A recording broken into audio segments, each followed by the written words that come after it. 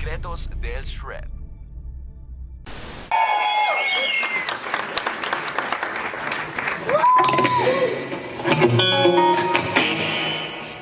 Hola.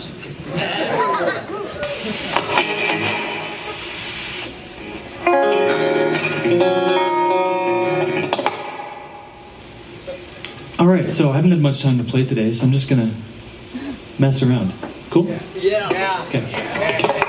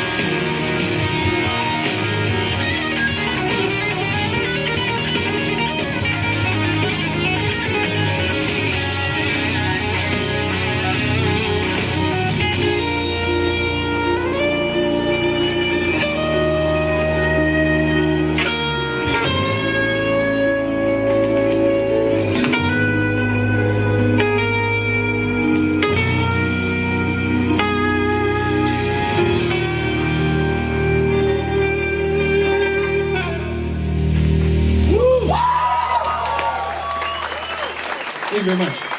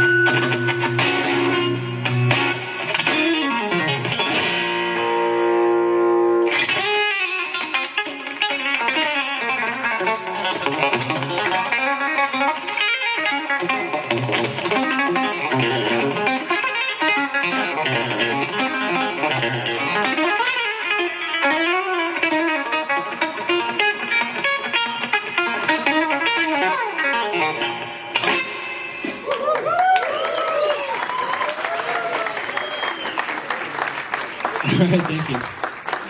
A little carried away there. So, I've come a long way from the exotic land of Canada to play some guitar tonight. Man, I gotta tell you, this is probably the most welcome I've ever felt anywhere I've ever been. And that includes at home. No, I'm just kidding. Sad story. So how you guys doing? Everybody good? Yeah. Even though I'm wearing a jacket out tonight, this is still like my summer. I just left minus 20 degrees, which is terrible. So yeah, I guess I don't really know how to conduct this type of event because this is way more people than at a typical clinic for me. So usually I do like some songs and some questions. Do you guys want to take questions too? Is that something you're interested in? Yeah? Cool, let's do it. Anybody have a question? You, sir.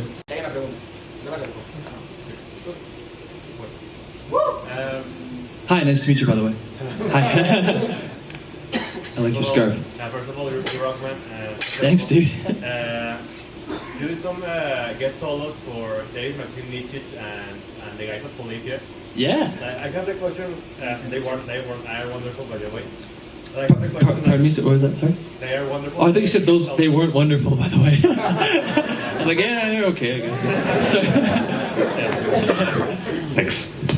There were 6 solos. Oh, there we are. Yes. Okay. Thanks, man. I have a question. How do you get like those guest solos? How does the media work in between you guitar players? Yeah. I have like this curiosity about that. Sure, yeah, that's a good question.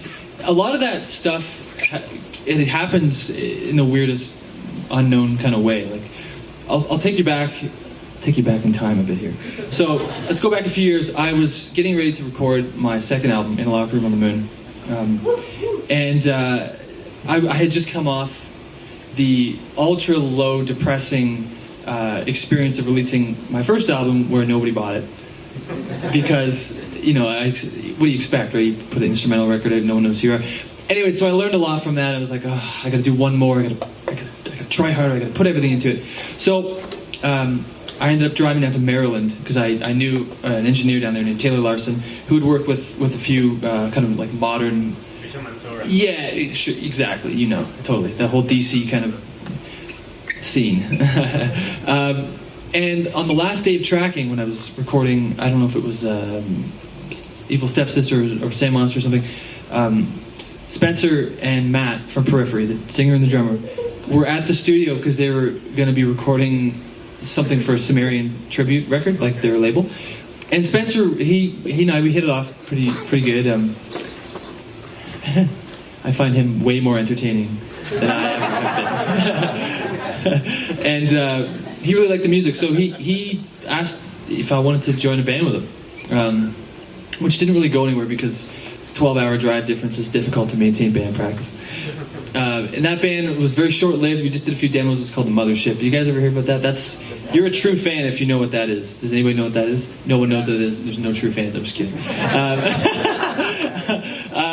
So that went by and that didn't go anywhere. And I was like, okay, cool. Another thing, I move on. I got a text from him like 6 months later after that asking if I wanted to play on a Periphery song, which was a song called... Anybody know? Nope. That's a different band. Parade of Ashes is what it was called. This is turning into a trivia night as well. And so that was really cool. So I did that, and then I went to the NAMM show a few months after that. This was 2013 or 14, and I remember standing in the hotel lobby at one of these events, and these 4, I think it was the 4 of them, came up. They all had these like matching hoodies and backwards hats on and stuff. And they all whipped it at the same time, business cards that had a big P on it. So the Polyphia kids, they gave me the business card. They go, we really like what you did on the Periphery solo. Can you do one for us? And I said, no, of course. I said, yeah, of course, let's do it. And that was another one that a lot of people heard. I've known Aaron, Intervals, that band. I've known Aaron for a long time. We live like half an hour apart. So he and I, we talk all the time about writing and stuff. And when he was writing his, what's the name of that record? Don't tell me. No. Yeah, nope. Yeah, that's the one. That's Foo Fighters. You want The Shape of Color. Anyways, I'd go over to his house every so often. He'd show me some of the stuff he was writing. He's like, "What do you think of this? What do you think of this?" And I was like, "That's cool stuff. Here's this chord progression you could use," which ultimately he used for sleight of hand, which I played on. So that one was just like, I live nearby and we both play guitar, so let's do the thing. David, I'd known David. We just keep in touch online, and when Atomic Mind came out the same time as Below 3 came out, so we like traded the demos back and forth, and he liked some stuff and I liked some stuff, so we just, it was just like that. I mean, all that like internet stuff, everyone keeps in touch. Like it's very much an incestuous like cesspool. Everyone's just like keeping in touch. And then Jason was the same thing. Richardson, he's part of that thing too. So I was doing that. But I guess it all started from one thing and just kind of steamrolled. But yeah, it's all good. So, and the cool thing about that is like a lot of people didn't know who I was until they heard some of those. So that's awesome, And if that's all some people know me for, then at least, well, that's something. But it just started with the Periphery thing, I think, and steamrolled. Yeah. Cool. That's the Wikipedia version. You can use that. Cool. Anybody else have a question? You should. Can you play Private like it's stolen? I don't know if I have the track for that one. Yeah. Oh, I just wondered if I could play a certain song. It's okay. Yeah, I don't usually have that one a part of the set these days. Time has changed. Maybe I'll go back at some point and do it, but maybe the next time I'm down here, I'll do it just for you. I'll prepare it for you. Yes, sir. Good to see you again, by the way. Yeah, this time your hair's down. Yeah. Which is the biggest piece of advice you've been given? Biggest piece of advice I've been given? Music-wise or in your career? Okay, yeah, absolutely. Absolutely. I'm going to drop a name here, so don't think too lowly of me. I had a conversation with Gavin about this, and he said, because I asked him the same thing, what was your thing, because he didn't really break out into the scene until he was in his 40s, right? Like he kind of laid low and taught and went to school, and he wrote the Erotic Cakes record when he was like 20, right? That's like 20. That material is over 20 years old. So it's like, what took you so long to get it out? He said he never, when it came to being serious and getting really hardcore into it, he never turned anything down, ever. He always had this attitude of, whatever gig I get or whatever offer I have, I do it, because you never know where it's going to lead. And I think by doing that, you maintain this like level of humility. I've done gigs in the weirdest place. I did a gig in a pharmacy. Like, what? Really? And they gave me cologne. Right on. So I've played in a bakery in front of there's pictures you could find somewhere, I hope not, of me playing in front of like a loaf of bread and someone's like reaching to get it, and I'm just like, that's whole wheat. Did you want white? I think we got some of that in the case of Kaiser rolls in the back. Like I've done all sorts of weird stuff, and I think for me too, like just getting out and playing in front of people and getting the experience of anything can happen. Like stuff can break down on you, or just you could play really terribly one night and you just deal with it, right? So that was probably the best advice: is just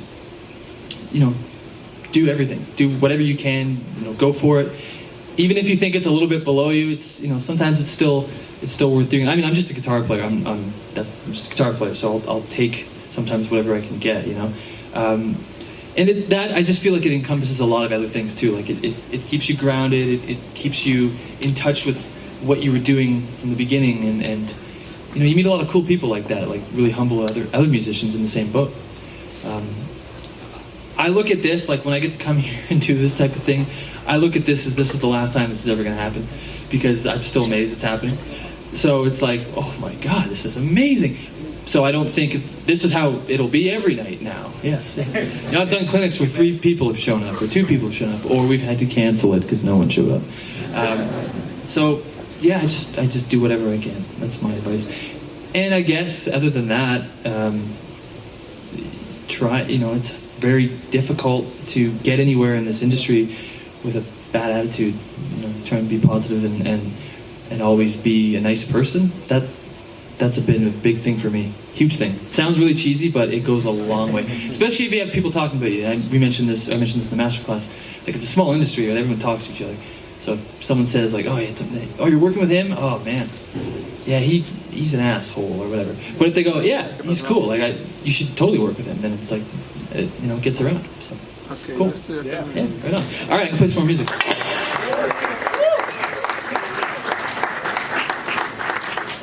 Thank you. Bueno, aunque no sé qué os pero esto. All right. Here's another new one. Voice and touch. Voice and touch. All right, play one you heard already. Don't be more though, I swear.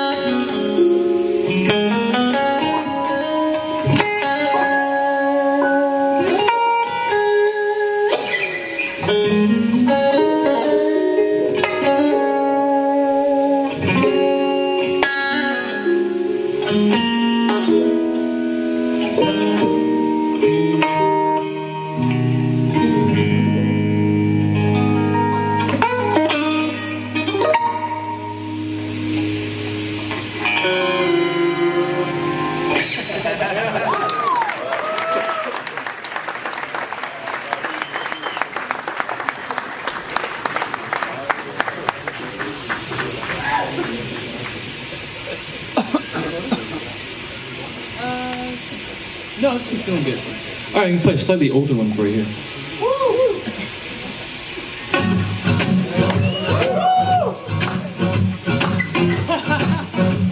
Please.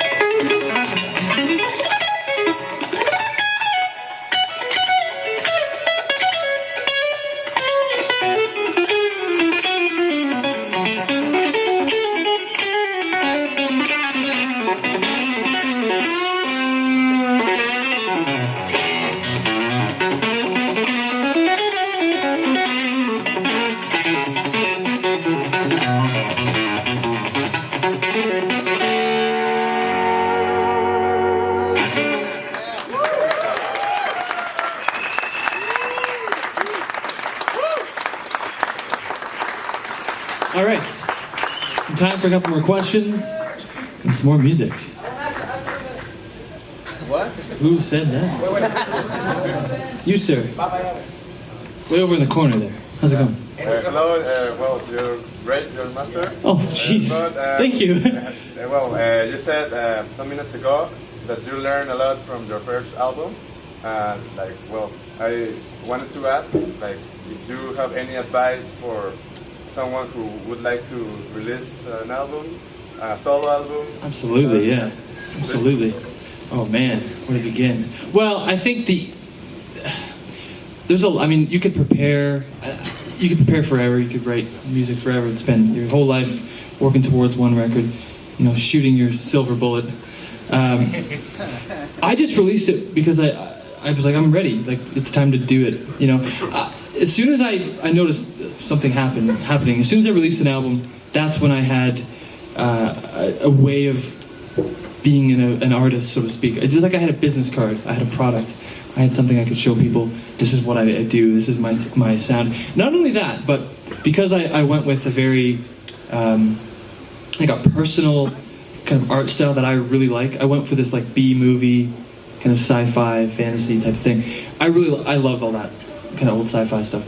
So first of all, when I released that record, you get the music, you get the vibe, you get the look, you get the name of the record, which is kind of silly, so there's like sense of humor there. The song titles, you get the whole kind of thing. You like basically learn about the musician just by looking and listening to the music, which is really cool, which is awesome actually. I had no idea what to expect. One day I said, okay, I have enough music, I'm going to go to the studio and record it. And I released it. I found out how to release something on iTunes, so I released it on iTunes. And then once it was out, I realized, well, shit, nobody bought it. So how do you do that? How do you get people to buy stuff? I still don't know. But I then just started to develop a social media following because, being where I was, I grew up, and up until my mid-20s, I still lived at home because I had no money. I lived in a very small town of like 1,000 people, 1,000 people, which is hilarious, right? So there's nothing to do. I was very isolated. There wasn't a lot of opportunities, so I tried to make some myself. The other side of that is you learn the business inside it. You take a course. You figure out, is this the branding I want? Is this the stuff? I didn't have the brain for that. I learned all that stuff by messing up. I learned all the important stuff by blowing it. Actually, real early on, and I thankfully was able to get out of it. I got these guys wanted to do some booking for me, like an agency, and I kind of did it. I was like, oh, it's cool, because when you're super hungry and you're starving for a career, like to do, you kind of, yeah, man, sign it. Okay, whatever you say. And then real quickly I was able to get out of it because I was like, that was really dumb. I should just not worry about that. I should just worry about, figuring out the business side of things first. So that would be the other side. It's like, do you want to know all of that ahead of time? Like, can you prepare as much as possible? There's got to be a medium. There's a happy medium in there somewhere, right? But I just basically went with my gut. It's like, this is the right time. I was 24 or 25 or something, 24. It had to come out, and as soon as that one came out, once you do the whole song and dance, like the process, it gets so much easier every time.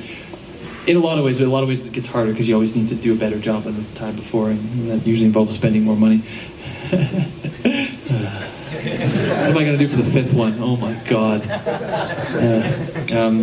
Yeah, and then just when it comes out, you have to be like, you're a musician already, right? I'm assuming, so you probably know all this. But for those of you who don't, when it does come out, you know, if you want it to have legs and go somewhere, you have to be relentless with developing yourself, like an artist, visibly, as a player, as a writer, as just a presence in the industry. Like you have to start. Basically, you get on this.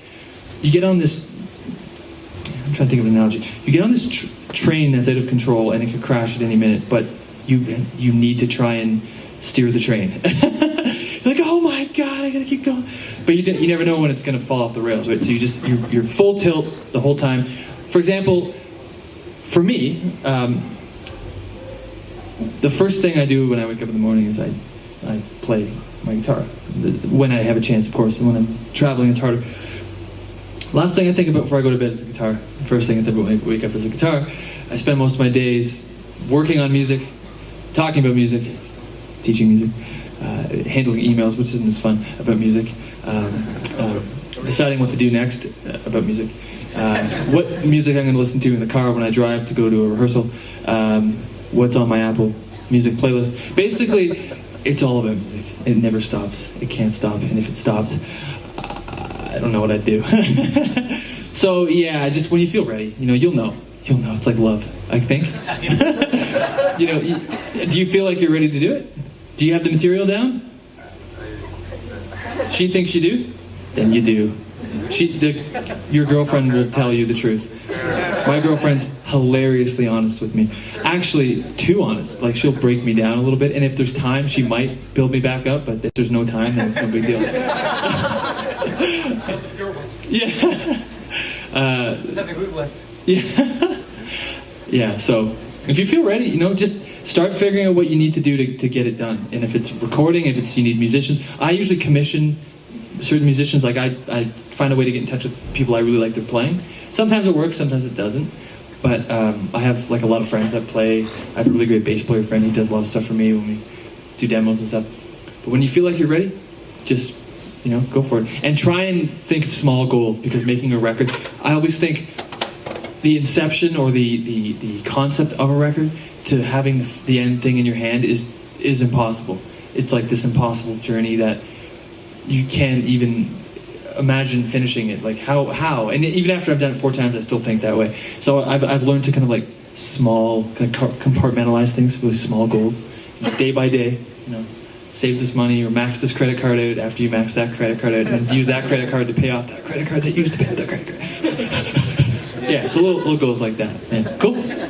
All right, right on. Thanks. Yeah, no problem. Anybody else? You haven't asked one. Yes. Okay. Can you tell us? You hear me? Of course. Can you tell us how's the process when you are making a melody? Sure. I can certainly try. Did everybody hear that? He asked, can I break down my thought process when I'm coming up with a melody?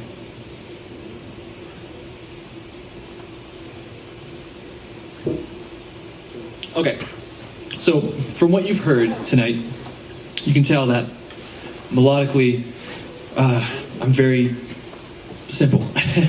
All the melodies are...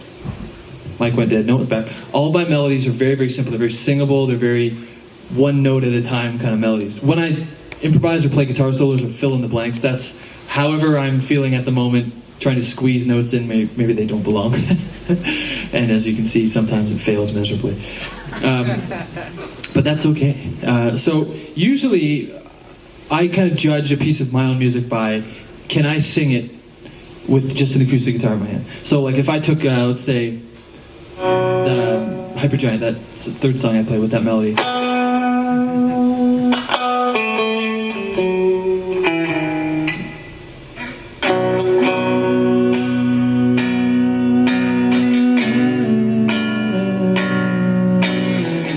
Simple, right? You can sing it. Now, not only that, but I could play that with a piano. I could have someone playing violin could play the melody. I could have someone playing the harpsichord. And someone could play...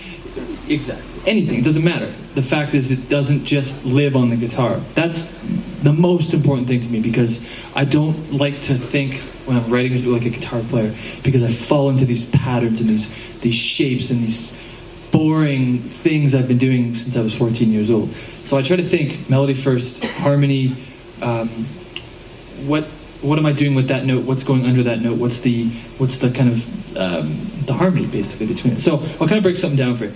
Real simple. This is probably the most incredibly basic melody you could ever play. Here we go. It goes like this. It's Atomic Mind.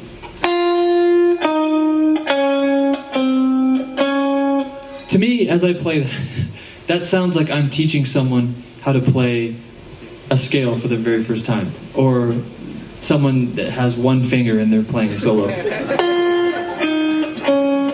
Right, but that's not the point. That's, for me, it's never been about how technical something is, because there are 5-year-old girls in Japan that could play me under the table. Any of us under the table, I don't care what you say. So it's about how musical is something, how much kind of time and energy did you put into a simple little melody. Okay, so that's in B minor, and basically what's happening is this.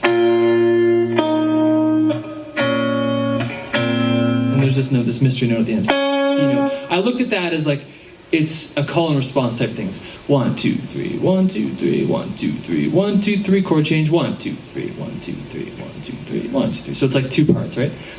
The second I got to that D note, I was thinking, well, what is that? Right now it's just a nice D note. It's a nice, pure, scratchy sounding D note. The second I put something against it, becomes a little bit more refined. There's like a quality to it. For example, if it was against a B, against a D note, it's a minor third, which would basically be B minor. So I'm just going to do a bunch of interval shifts around this. Okay? If it was B flat, now it's a B flat major. Now it's a major third or something. Dominant. Minor 7. G minor. This time major. Diminished. C. Minor 7 flat 5.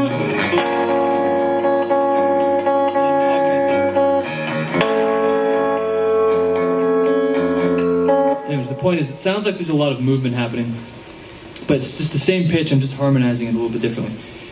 And ultimately, what I ended up with was,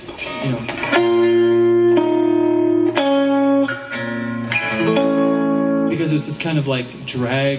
For me, it sounds a lot like a science fiction movie or something. If I just played that like, you can imagine like the intro to a Marvel movie or something. That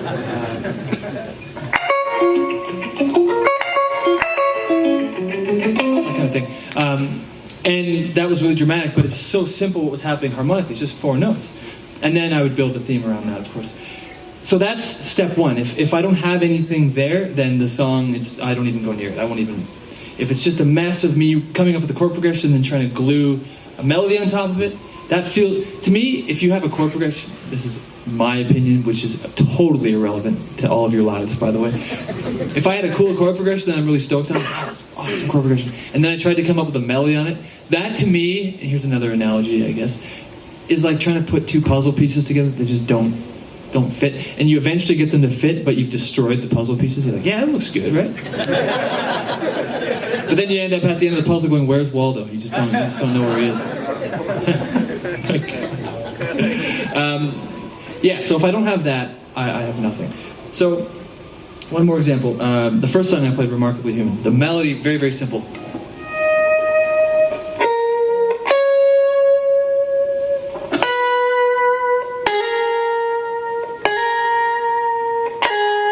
And that's just basically E minor.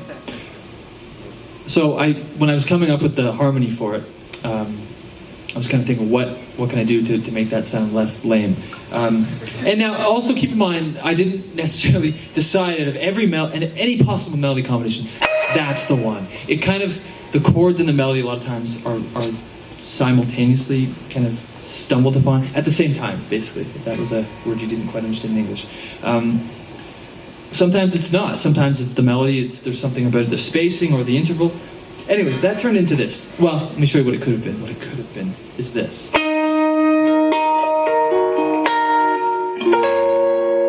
note there, right? It could have been.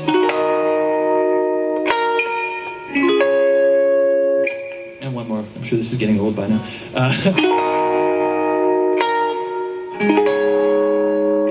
Anyways, it turned into this.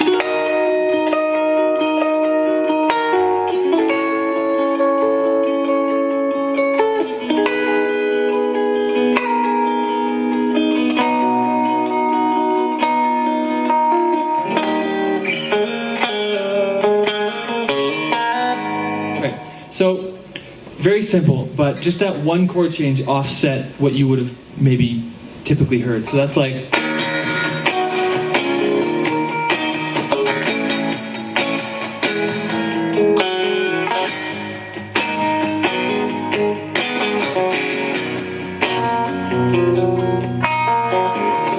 And then the song kind of progressed. I thought of the next part, the next section, what do I want to do melodically?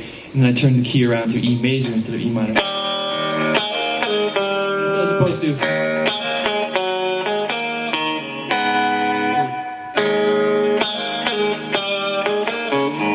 a more dramatic shift to my ear anyways. And that's it. I will spend sometimes, and I have spent months trying to come up with the best harmony. I was working on this one piece. The melody was this. The melody is... I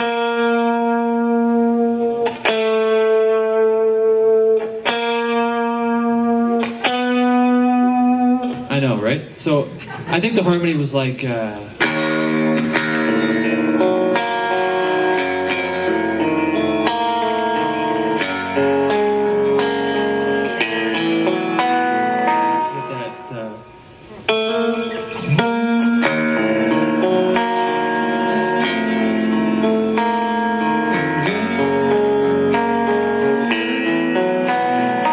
simple notes, but you're thinking about each note as a chord. It's like...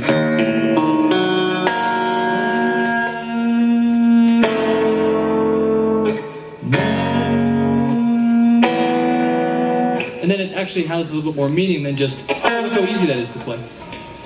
Because instrumental music, I was so burnt out on technical instrumental music because I grew up 15, 16, 17, 18, 19, 20, those 6 years listening to all those Shrapnel, you guys know that Shrapnel label, like Jason Becker and Paul Gilbert, Vinnie Moore. I listened to that stuff so much that I associated instrumental music with just like pure technique. And that kind of bummed me out, because it's like, instrumental music doesn't just have to be guitar, it could be any instrument. And that's what classical music is, that's what jazz music is. It's movie soundtracks, video game soundtracks, the list goes on. So I wanted to do stuff like that, where the melody was super important. And it just happened to be played on the guitar because that was the only instrument I could play. All right, one more question. I'm going to play some music, and then I'm afraid our time is up. Where do I look? I see a lot of hands. Who gets first? Okay, okay, fine. Hi. Playing different keys and play over chord changes and stuff. Could have been as simple as like a B minor to something as simple as that. My technique would evolve with being able to play over the chord change, get to the right place at the right time, hit the note I was thinking about, how fast, what was the groove, am I playing with triplets, am I playing with 16th notes? All these things happened because they had to. It was never, I saw someone drilling the modes at 180 BPM, 16 note sequences, I need to be able to do that. That to me is the equivalent of someone going wah wah wah wah wah wah wah wah wah. Like I just have no time for that. It's just so boring to me. So yeah, it just came down to just trying to enjoy. I played so much guitar too that it was so important that I enjoyed playing guitar, because it's so easy to hate playing guitar because it's so hard. It's so easy to go, oh, I don't want to practice today, I want to just watch YouTube. It's so easy to do that. So yeah, a lot of it just came because I wanted to know more, I wanted to learn more, and it just opened up. Do you know, you like a lot of theory? Are you in that world much? Do you? I was more into the technique stuff, like every guitar player. I wanted to play fast, but then I discovered that the music was the most important stuff. Got it, like the first guitar work tutorial he has. Cool. Yeah, and that was like, yeah, that's the thing I had to do, but I had troubles like finding the right keys, and I need to absorb from many different players. Sure, yeah, of course. Yeah, it's important to be influenced like that. I had a teacher who, like I told you earlier, who was really all about the theory, so he showed me a lot of that stuff. That to have someone in front of you, like an actual human being, like a person you could like touch and go, what did you just do? As opposed to typing in a thing and then not getting the result you're looking for. That's so important because a lot of cool stuff happens. Like you see him doing it, you understand, you can break it down. This is what you did, this plus this equals that. Cool. And then you can go, show me that an example of that. Or you could say, how do I do that? And then you get inspired too. That's the most important thing is you see him doing it and you go home and you're like, I'm gonna do that. So yeah, that's how I stay fresh. Cool. All right, guys, thank you so much for coming in. I'm gonna play one more song, one clear ballad. Pardon me? Would you mind about explaining them about your both of your signature guitars? Okay, I'll do a little Shecter promo here for you guys. So, I'm holding the first ever Shecter custom shop signature model. Oh, please hold your applause. And I've had this guitar for just about a year and a half now, and it's an absolutely amazing instrument. It's a workhorse instrument. I grew up playing Strat style guitars, and Shecter, I'd been using some of their stuff for a while, and they basically approached me with the idea of let's do a signature version of that guitar. And this is the result. It's been all over the planet with me, and I've had zero qualms about it. But even more exciting, and I'm going to play it on the last song, is I have a new guitar with Shecter. It is a, what I think of it as an even more custom guitar. It's right there. It's a seafoam green model with a wangy neck, and it's an absolutely beautiful guitar. So will you excuse me for a second while I grab it? Yes, please. I'll pass it over. Got it? Yeah. Swap.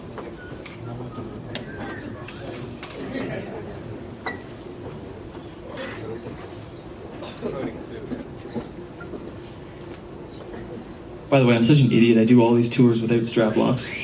Oh my God.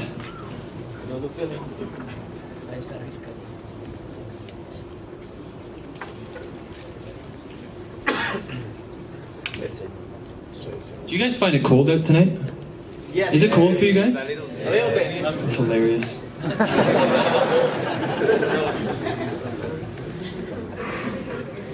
Same pickups in that one?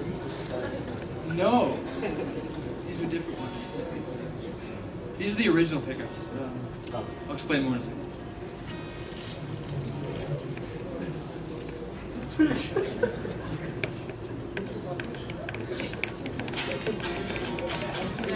Where's my...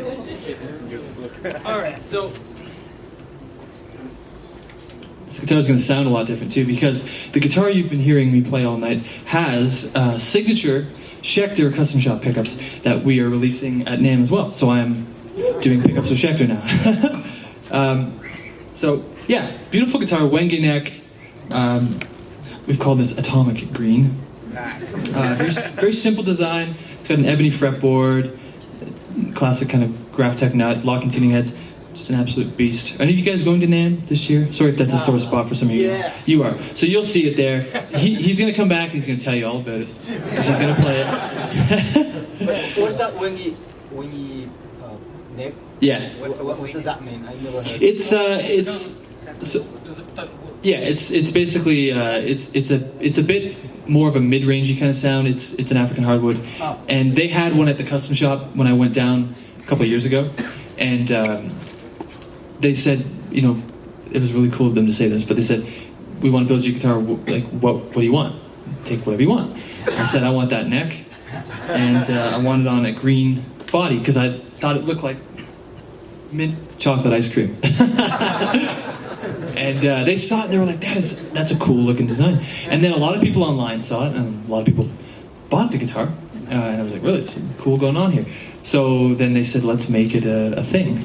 So it is a thing now. Here it is. I'm going to play it. Yeah.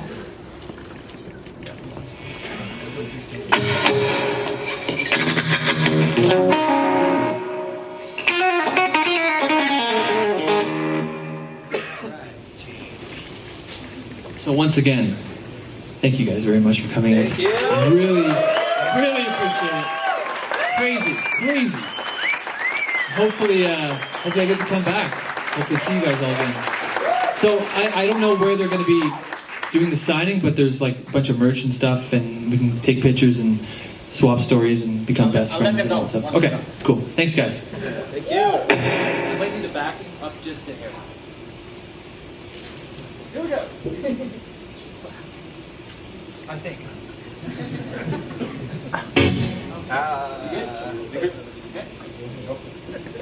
Can anyone guess what that song was by that? Probably.